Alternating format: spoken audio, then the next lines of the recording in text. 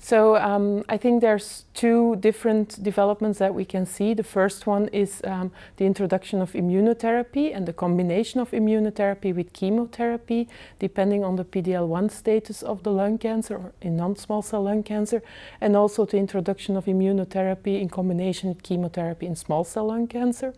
Of course, with older patients, we have immunosenescence. We don't know how the immune system reacts to stimulation with immunotherapy.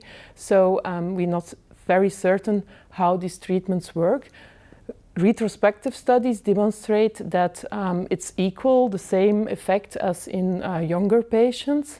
However, one study published in the Journal of Thoracic Oncology demonstrated that patients aged older than 80 may benefit somewhat less. Secondly, the toxicities may differ a little bit, although many studies also indicate here that it's quite the same. But last year at SIOG, one study from a French group demonstrated that some toxicities are somewhat higher in the older population, and this is also seen in the study published in the JTO. The second thing is that we have new targeted drugs that are coming. One of them is targeting MET exon 14 skipping mutations, and they are more frequent in older patients.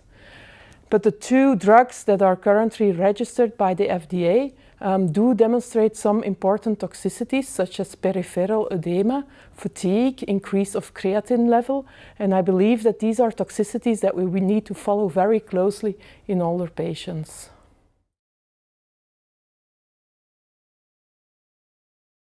Well, there's many challenges. The first one is, of course, that as all older patients, also older lung cancer patients, are underrepresented in clinical trials.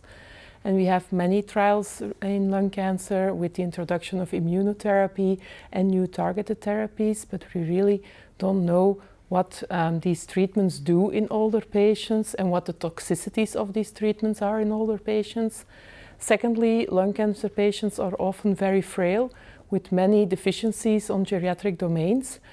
So it's important to guide these patients, to follow them up very closely, and that's a very important challenge also. One important area is certainly clinical trials, because we need to include those older patients in clinical trials with the new drugs to be certain what these drugs do in our older patients. Also to include frail patients in these clinical trials, but because the older patients that are in clinical trials are fit older patients. So we need to know what frail older patients may do with new treatments.